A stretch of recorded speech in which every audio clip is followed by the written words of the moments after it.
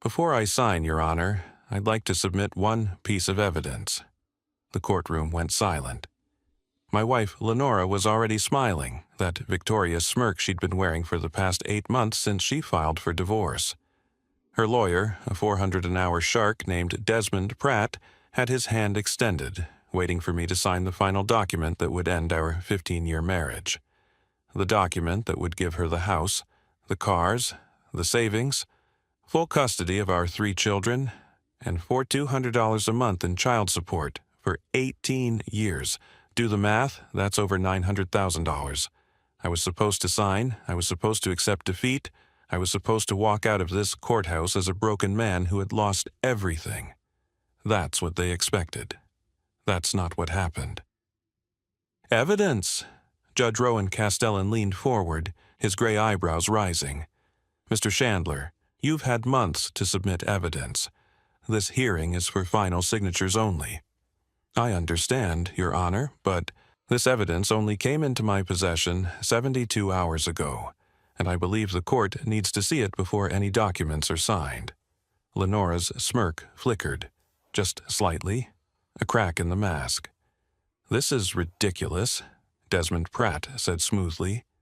Your Honor, my client has been more than patient. Mr. Chandler agreed to these terms. He can't simply, I can, if the terms were based on fraud. That word landed like a bomb. Fraud. Lenora's face went from confident to confused, to something approaching fear in the span of 3 seconds. What are you talking about? She demanded. What fraud? I didn't answer her. Instead, I reached into my jacket and pulled out a manila envelope. Brown, unremarkable, the kind you can buy at any office supply store. Inside was the truth. I walked toward the judge's bench, my footsteps echoing in the silent courtroom. My own lawyer, a tired public defender named Hector Molina, who had advised me to just sign and move on with my life, was staring at me with his mouth open. I hadn't told him about this, hadn't told anyone. Some secrets you keep until exactly the right moment. Your Honor, this envelope contains DNA test results for all 3 of my children. Marcus, age 12, Jolene, age 9, and Wyatt, age 6. DNA tests. Judge Castellan took the envelope carefully. For what purpose? To establish paternity, Your Honor. The silence that followed was so complete I could hear Lenora's breath catch in her throat. Paternity? Her voice was barely a whisper now. What are you? I'm establishing that I am not the biological father of any of the 3 children you want me to pay child support for. The judge opened the envelope, read the first page, the second, the third. His face changed, hardened. He looked at Lenora with an expression I can only describe as controlled disgust. Then he said 3 words that destroyed her. Is this true? 36 hours earlier, I was sitting in a diner, off Interstate 10, staring at the same documents the judge was now reading. The coffee in front of me had gone cold. The eggs I'd ordered sat untouched. Nothing seemed real anymore. 3 children, 15 years of marriage, my entire adult life. A lie. The private investigator sitting across from me was named Clyde Barrow. Yes, like the outlaw, he'd heard all the jokes. He was 63 years old, with a face like weathered leather, and eyes that had seen too much. I'm sorry, he said. I know this isn't what you were hoping to find. I wasn't hoping to find anything. I was hoping you'd tell me I was paranoid, that the rumors were wrong, that my wife wasn't... I couldn't finish the sentence. The DNA tests are conclusive, Mr. Chandler. Marcus, Jolene, and Wyatt. None of them share your genetic markers. 0% probability of paternity across all 3. I looked at the documents again. Charts and graphs and scientific terminology that boiled down to one simple truth. The children I had raised, loved, sacrificed for were not mine. Do you know who the fathers are? Fathers, plural. Clyde pulled out another folder. Based on my investigation and cross-referencing genetic markers, Marcus appears to be the biological child of Victor Embry, a personal trainer your wife was seeing in 2012. Victor Embry, I remembered him. Lenora had insisted on getting in shape after we got married. Personal training sessions 3 times a week. I paid for every single one. Jolene's biological father is likely Raymond Costa. He was your wife's boss at the marketing firm where she worked from 2014 to 2016. Raymond Costa, the man who gave her a promotion, who took her on business trips, who I invited to our house for a Christmas party. And Wyatt? Clyde hesitated. This one's going to be difficult to hear. More difficult than finding out my 3 children aren't mine. Wyatt's biological father appears to be your brother, Dennis Chandler. The world stopped. Dennis, my younger brother, my best man at the wedding, the uncle who came to every birthday party, every Christmas, every family gathering, the man I had trusted more than anyone except Lenora herself. You're certain? The genetic markers don't lie, Mr. Chandler, I'm sorry. I sat there for a long time. The diner noise faded.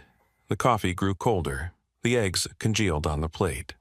15 years, 3 children, hundreds of thousands of dollars spent on a family that was never mine. And Lenora had the audacity to demand child support. What do I do now? I asked. Clyde leaned back in his chair. That's up to you. You could sign those divorce papers and pay child support for 18 years to children who aren't yours.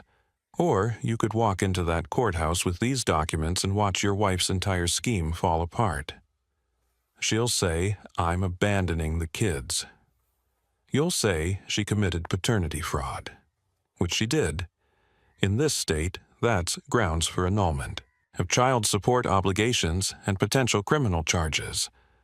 Criminal charges. Against the woman I had loved for 15 years, the mother of children who called me Dad. I need to think about this. You have 36 hours before that final hearing. Think fast. Let me tell you how I got here. My name is Crawford Chandler. I'm 47 years old. I work as a warehouse logistics supervisor at a distribution center in Bakersfield, California. I make $67,000 a year, which isn't rich but isn't poor either. Enough to support a family, enough to provide. At least, that's what I thought I was doing. I met Lenora Vance in 2008 at a friend's barbecue. She was 28, beautiful, with the kind of smile that made you feel like you were the only person in the room. I was 32, recently promoted, finally feeling like I had my life together. We dated for 6 months, got engaged, got married in 2009. Marcus was born in 2012.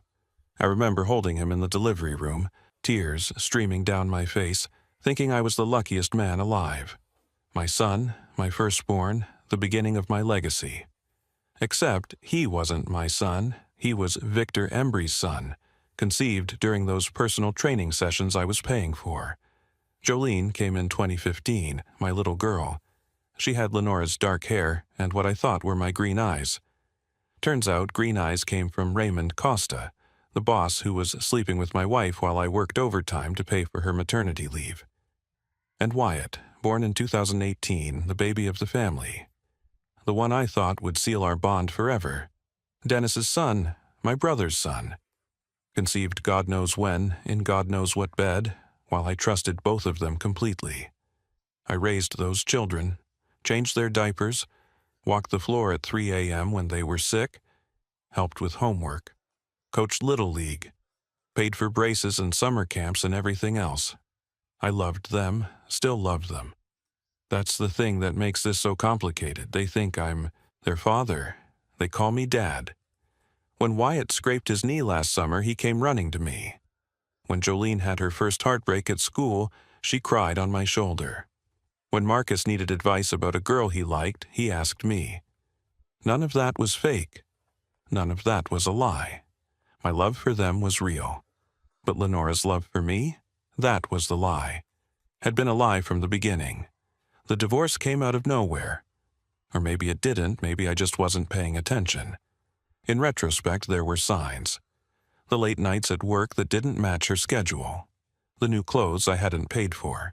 The way she seemed more interested in her phone than in me. I thought we were just in a rough patch. 15 years of marriage, 3 kids, life gets complicated. I suggested counseling. She said she didn't need it. Then, in January of this year, she sat me down and told me she wanted out. I'm not happy, Crawford. I haven't been happy for years. We can work on it. I don't want to work on it. I want a divorce. She had a lawyer already. Desmond Pratt, recommended by her sister. Everything was prepared. The division of assets, the custody arrangement, the child support calculations. She had been planning this for months, maybe years, and she wanted everything. The house we had bought together in 2011, the retirement account I had been building since my 20s, the cars, the savings, the investments, and full custody of the 3 children, with me paying for $200 a month until the youngest turned 18. My lawyer, Hector, told me to fight it. She's asking for too much. We can negotiate this down, split custody, reduced support payments, something reasonable. But I didn't fight. I agreed to everything. People thought I was giving up. Thought I was too heartbroken to battle. Thought I was being noble or stupid or both. The truth was different. I agreed to everything because I knew something was wrong. Had known for years on some level. I didn't want to acknowledge.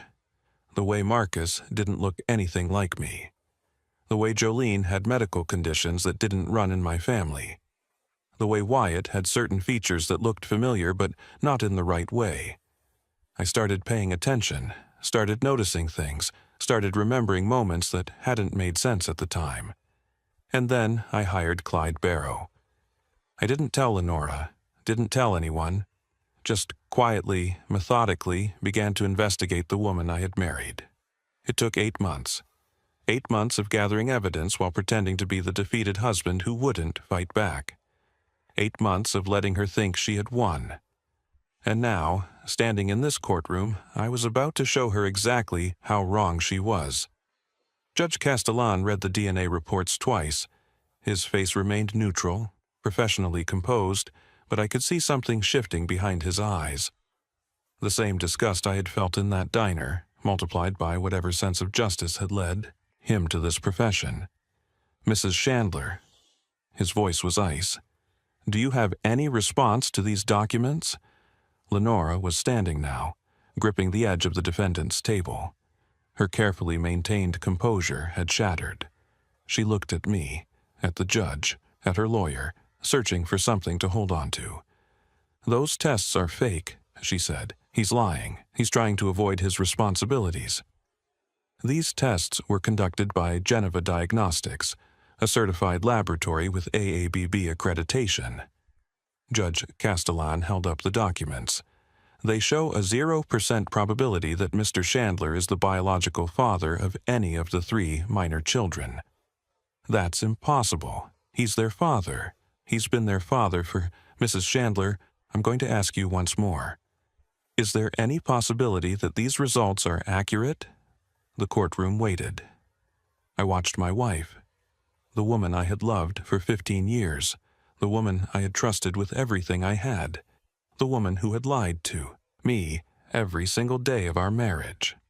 Something broke in her expression. The fight went out of her eyes. I want to speak to my lawyer. Your lawyer is standing right beside you. Desmond Pratt looked like a man who had just realized he was standing in quicksand. The confident shark had turned into a deer in headlights. Your Honor, I need time to review these documents with my client. This is highly irregular. What's irregular, counselor, is your client seeking child support for 3 children who are apparently not fathered by the respondent. Judge Castellan set down the papers with a deliberate motion. Mrs. Chandler, I'm going to ask you directly. Are these children biologically related to Mr. Chandler? Silence. Mrs. Chandler. No. The word came out as a whisper. No, they're not. The courtroom erupted. Not loudly, there weren't many people there, but Hector gasped.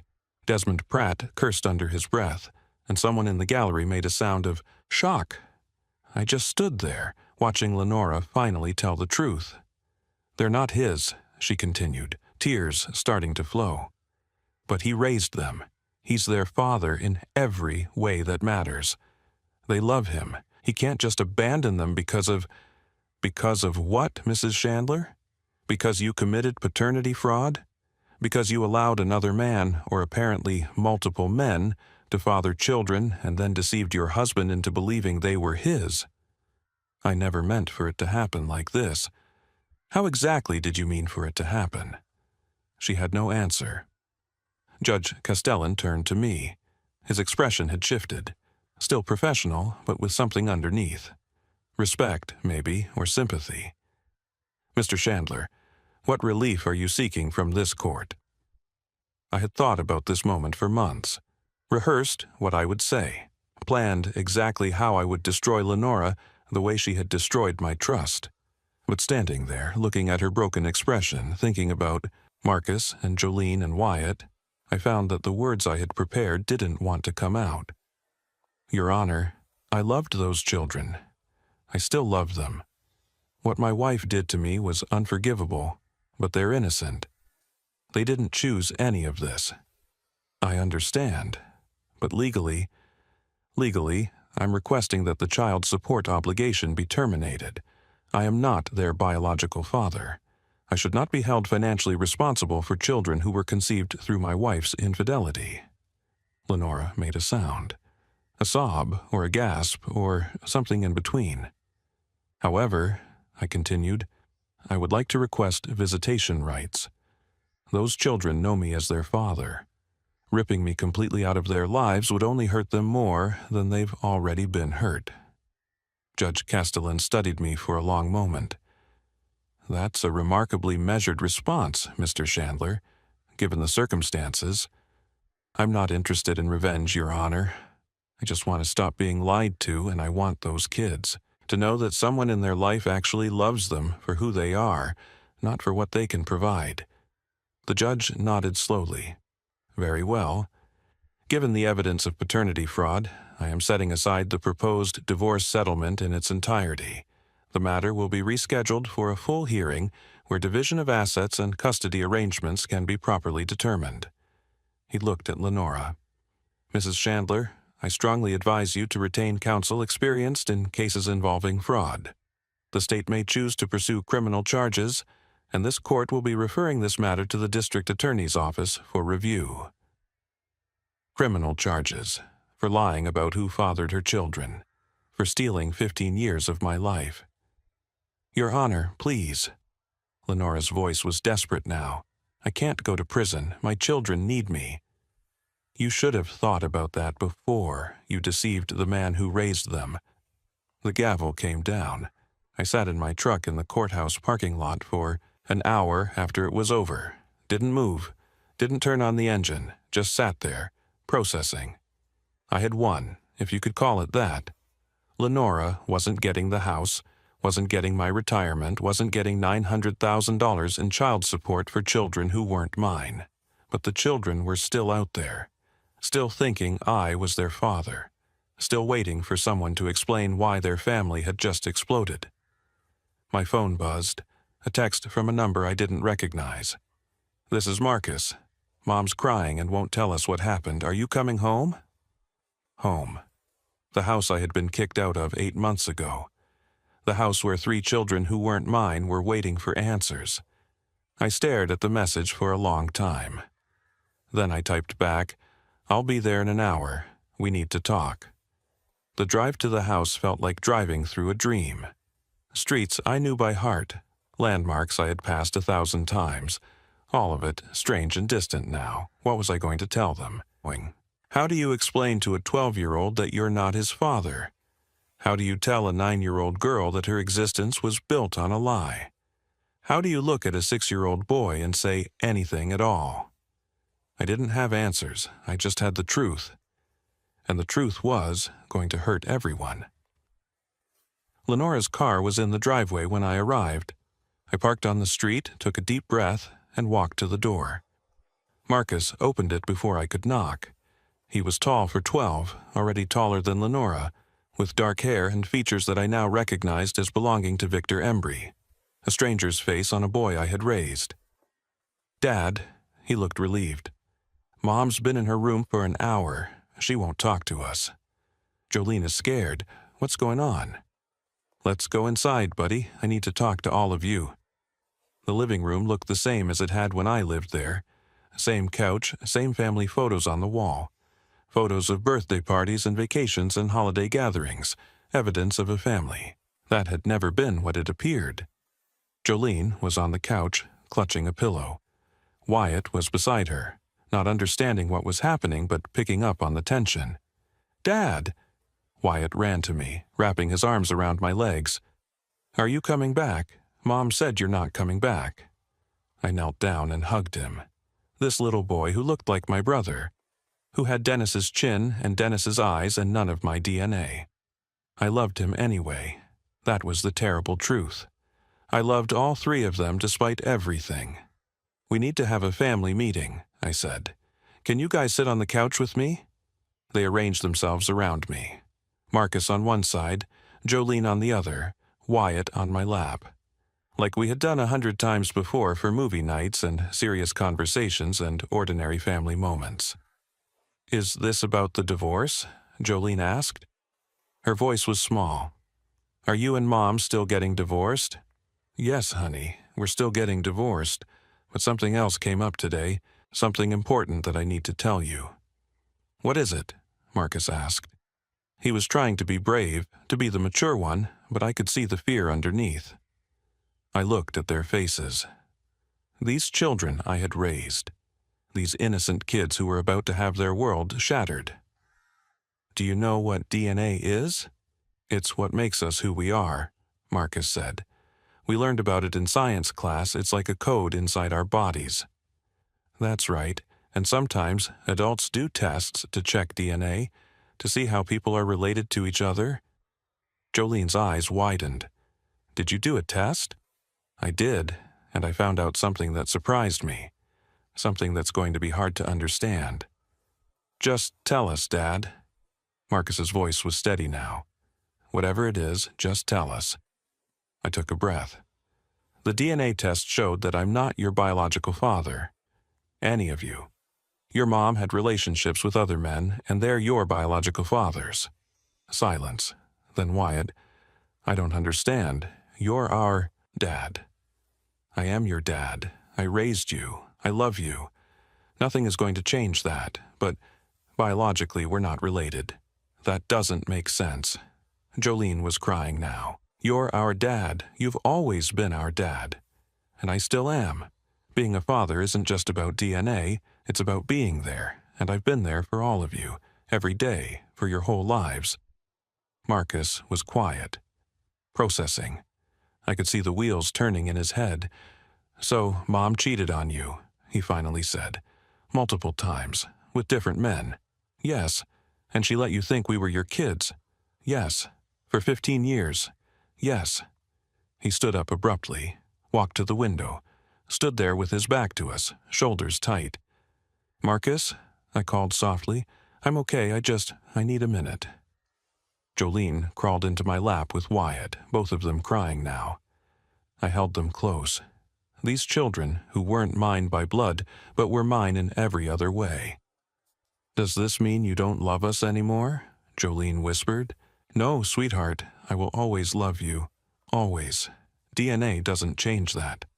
Then why did you tell us? Because you deserve the truth. Because lies are what got us into this mess. And I won't lie to you, not ever. From upstairs, I heard a door open, footsteps on the stairs. Lenora appeared in the doorway. She looked terrible. Mascara smeared, eyes swollen, the put-together facade completely gone. This was the real Lenora, the one hiding beneath the surface all these years. Crawford! Her voice was hoarse. What are you telling them? The truth, something you never managed to do. They're children. They don't need to know. They have a right to know who they are, who their real fathers are. They have a right to the truth. You're going to destroy them. No, Lenora, you destroyed them 15 years ago when you decided to build our family on lies. Marcus turned from the window. His face was hard now, older than his 12 years. Mom, Is it true, all of it? Lenora's mouth opened, closed, opened again. It's complicated, Marcus. There were circumstances you don't understand. Did you cheat on Dad, yes or no? Yes or no, Mom? Her shoulders slumped. Yes. With how many men? Marcus, please, how many? 3, over the years. But I never meant for 3 different men, 3 different fathers, and you let Dad think we were his kids the whole time. Lenora started crying again. I loved him. I loved all of you. I was just scared. Scared of what? Telling the truth? Marcus's voice cracked. Do you know how much Dad sacrificed for us? He worked double shifts. He missed his own father's funeral to be at my soccer game. He gave up everything for this family. I know. And it wasn't even his family. Marcus.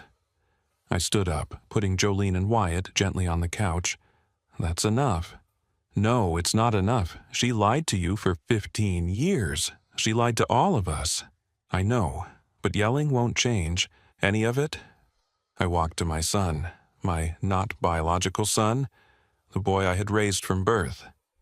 I'm angry too, I said quietly. I have every right to be angry. But being angry at your mom isn't going to help anyone right now. What's done is done. All we can do is figure out how to move forward. How can you be so calm about this? I'm not calm. I'm devastated. But I learned something a long time ago. Anger is like fire. It burns hot and fast, but it burns the person holding it most of all. Marcus stared at me. Then, suddenly, he was hugging me. This tall, almost teenage boy, holding on to me like he was 6 years old again. I don't care about DNA, he said into my shoulder. You're my dad. You've always been my dad. And I always will be, no matter what. We stood there for a long moment. Then Jolene and Wyatt joined the hug, little arms wrapping around us.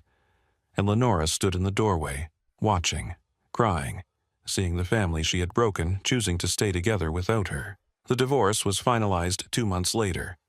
The terms were nothing like what Lenora had originally demanded. No house, which I didn't want anyway, too many memories. Split retirement, fair and legal. No child support, obviously. And shared custody. That was the part that surprised everyone, including me. I could have walked away. The children weren't mine. I had no legal obligation, no biological connection. Every lawyer in the country would have told me I was crazy to stay involved. But those kids didn't choose any of this. They didn't ask to be born from affairs. They didn't ask for a mother who lied and a father who wasn't really their father. They just wanted to be loved. So I stayed. Every other weekend, alternating holidays, 2 weeks every summer. The same custody arrangement I would have had if they were mine. Because they are mine. In every way that matters. Lenora was charged with paternity fraud. It's a misdemeanor in California, punishable by up to a year in county jail and fines. She took a plea deal. 6 months probation, community service, mandatory counseling. She lost her job when the story got around. Lost most of her friends, too. The women in her social circle didn't want to be associated with someone who had done what she did. Part of me felt satisfied by that. The petty, vindictive part that wanted her to suffer the way I had suffered. But mostly, I just felt tired. Tired of anger, tired of betrayal, tired of the whole ugly mess. I moved into a small apartment across town. 2 bedrooms, so the kids could have their own space when they visited. Nothing fancy, but clean and safe, and mine. The first night they stayed over, Marcus helped me assemble the bunk beds for Jolene and Wyatt. We worked in silence for a while, following the incomprehensible Swedish instructions, making mistakes and fixing them. "Dad?" he said finally. "Yeah?" I looked up Victor Embry, my biological father. I stopped tightening a bolt, and? He's a personal trainer in San Diego, has his own gym. He's married with 2 kids. His own kids? Yeah. Marcus was quiet for a moment. Does he know about me? I don't know. Your mom might have told him, or maybe not. Do you think I should contact him? I set down the wrench and looked at my son. That's up to you, Marcus. He's your biological father. You have a right to know him if you want to, but he's also a stranger who slept with your mom while she was married to me. That's complicated. Everything's complicated now. Yeah, it is. Do you think he'd want to know me? I thought about Victor Embry, a man who had an affair with a married woman, and either didn't know or didn't care that he had fathered a child. I think, I said carefully, that some men are fathers, and some men are just biology. I can't tell you which one Victor Embry is, but I can tell you that I'll be here no matter what. If you reach out and it goes well, great. If it doesn't, I'm still your dad. Marcus nodded slowly. I don't think I'm ready yet. Maybe someday, but not yet. That's okay. There's no timeline on this stuff. We went back to assembling the bunk beds. The instructions were still incomprehensible. We made more mistakes, but we finished eventually. Together. 2 years have passed since that day in the courthouse.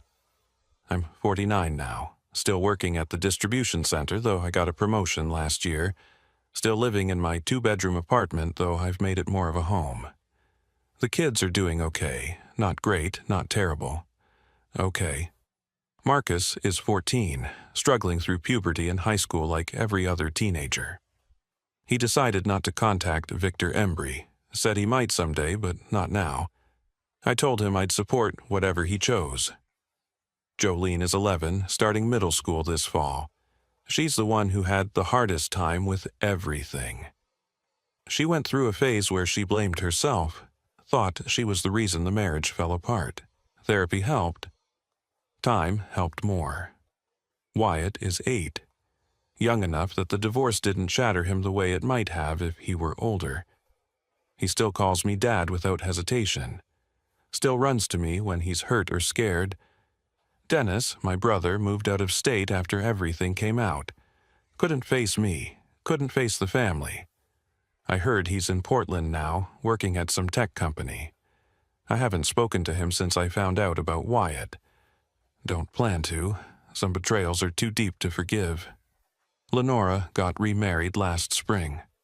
A guy she met at court-ordered counseling, ironically. A recovering addict with his own history of bad decisions. I don't know if they're happy. I don't really care. What I care about is the kids. Making sure they know they're loved. Making sure they grow up understanding that family isn't about blood, it's about showing up. Last month, on Father's Day, Marcus gave me a card he had made himself. Handwritten, not store-bought. On the front was a drawing of our family, stick figures with labels. Dad, Marcus, Jolene, Wyatt. Inside, he had written, "Thank you for choosing to be our dad when you didn't have to be. Thank you for staying when you had every reason to leave.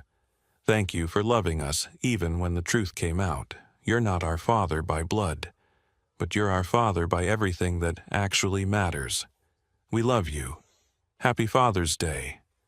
I cried for 20 minutes after reading that. Not sad tears, not angry tears. Just the kind of tears that come when you realize that all the pain was worth it. That what you lost was nothing compared to what you kept. Lenora tried to take everything from me. The house, the money, my dignity, my identity as a father. In the end, she took nothing that mattered. Because what mattered was sitting across the breakfast table from me right now, arguing about who got the last waffle. What mattered was walking through the door after work to kids who yelled, "Dad's home." What mattered was being chosen, not by biology, not by law, by love. If you're watching this and you're going through something similar, I want you to know a few things. First, the truth matters, even when it hurts, even when it destroys what you thought you had. Living a lie is worse than facing the pain of reality.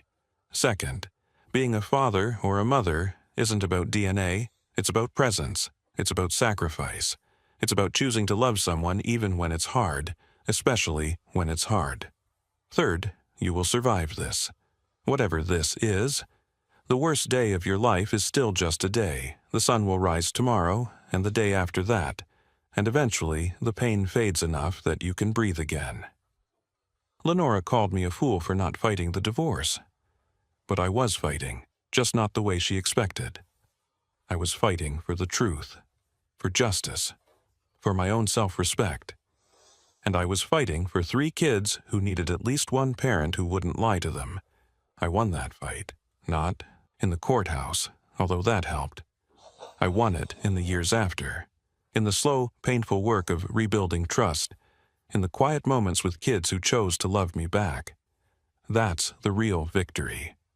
Not the money I didn't have to pay, not the house I didn't lose, not even the satisfaction of watching Lenora's scheme collapse.